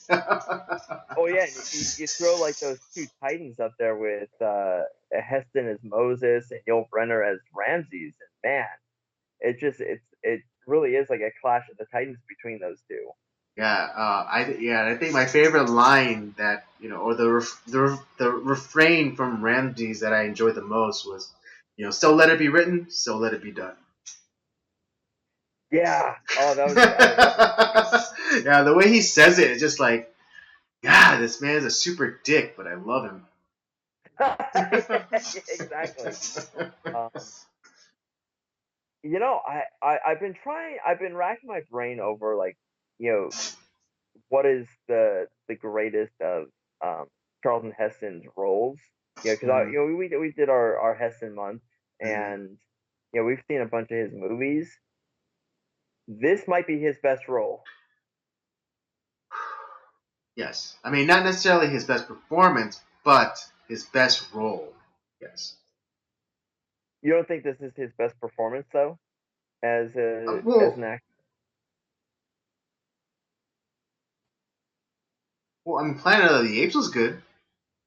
Well, it's that I think that's where like is it Commander Taylor or Moses? It's kind of like it's a to me it's a toss up. Hmm. Okay. Well, I do agree with you that it's his greatest role. Yes, I think, or at least Yeah, like him being cast in it was utter perfection. In terms of performance, uh, not 100% sure, but at this time, I'll go with you on that. Yes. well, maybe I agree that like him in Planet of the Apes, like he's just absolute perfection in that in his acting performance in that. Maybe I'm seeing this is like probably his most recognized role possibly. Oh, okay, then yeah, 100%. Yeah, his most recognized role, then yes, 100% agree. It's like it's this because when I think of Charlton Heston, I think of this, Planet of the Apes, and Ben Hur. The Ben Hur, that's right. Yeah, I knew I was like, what's the other big like epic that he did? And it's like, oh yeah, Ben Hur. Uh, but yeah, I don't think I have too much else to say about this. This is just God. This movie's great. Yeah, absolutely.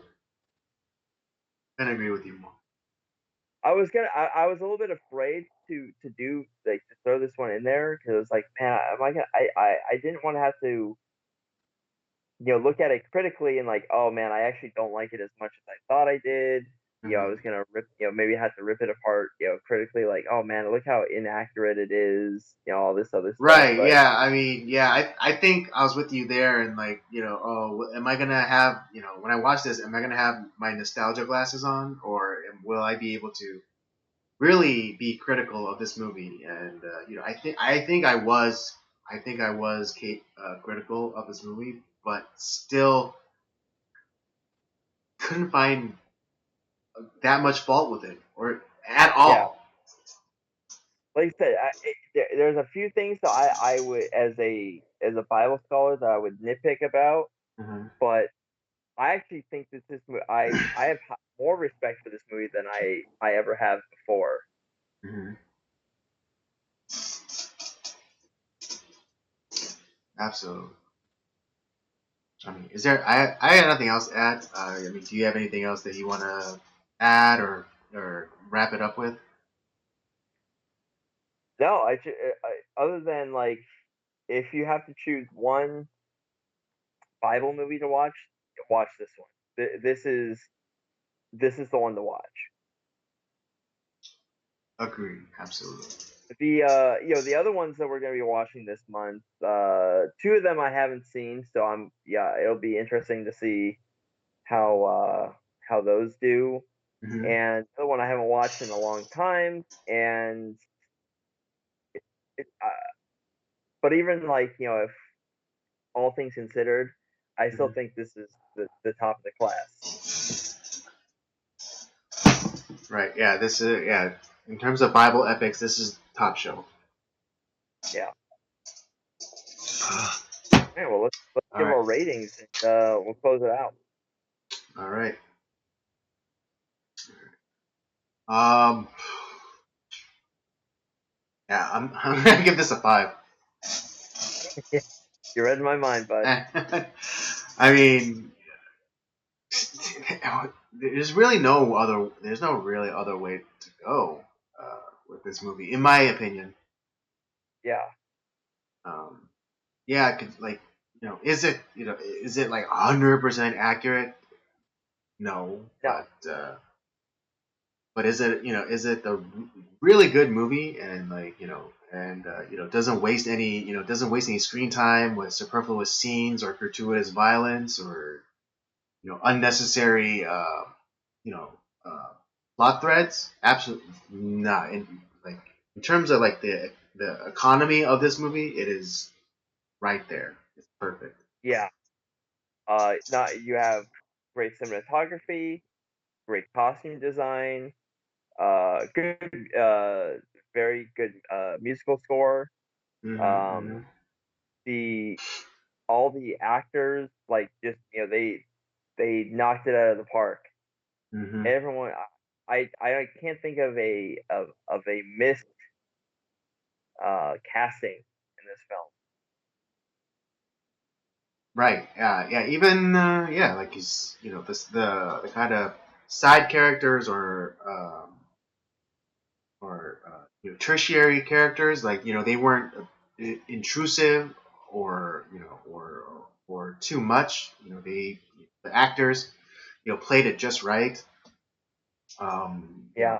And even the main cast, from Charlton Heston to Yul Brynner to even freaking Vincent Price. Vincent Price is in the movie. He plays Baka, the head overseer.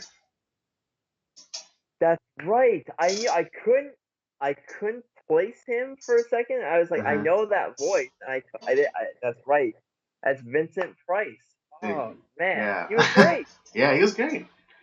Yeah, again, the economy of this movie was perfect. Not a single not a single actor wasted or overused. It was just right. And this is the last film by Cecil B. DeMille. I think it's his best, definitely his most known. Hmm. Um, and what a way to go out. Absolutely. Leave them with your name on their lips forever. Exactly. And he's certainly done that because the movie's over 60 years old and we're still talking about it, and it's still as famous I think as it's ever been. Absolutely. Absolutely. Well, there you have it. That's our review for the Ten Commandments. Both Robert and I give this a 5. Definitely recommended viewing. Um, even if you're not even if you're not religiously inclined, if you just want to see a really awesome movie, like an awesome swords and sandals movie, then watch this movie. Yeah, You yeah. you won't be disappointed. And was it next week we got Samson and Delilah starring Mm-hmm. Gregory Peck, and I forget the female lead in that one, but that's Yeah, that was definitely. also done by Cecil B. DeMille. Was that a DeMille film too? It All was. right, can't All go right. wrong there. Yeah, can't go wrong with Cecil B. CBD. All right, man. Well, Right. That'll do it for tonight. I hope you guys you were entertained, and you were able to get your mind off the Rona for just a couple of hours. Um, don't forget to come back next week, same time, 8 p.m. ish, for another episode of Nocturnal Transmissions. Yeah, and Robert, we told you ahead of time the next movie that we'll be reviewing is Samson and Delilah. If you guys want to join in the discussion, I suggest you watch it and join us next week. Don't forget to follow us, or don't forget to check out the library of other shows. We got the Circle of Jerks main podcast. We have Nocturnal Transmissions, of course, and Robert's gaming show, Up by Up Down. Don't forget to follow us on our various social media accounts: Twitter @PodcastCOJ, Instagram @Circle of Jerks Podcast, and LetterboxD @Circle of Jerks Podcast. Or no, @PodcastCOJ. With all that said, we thank you again for joining us, and we'll see you next week. And don't do anything I would.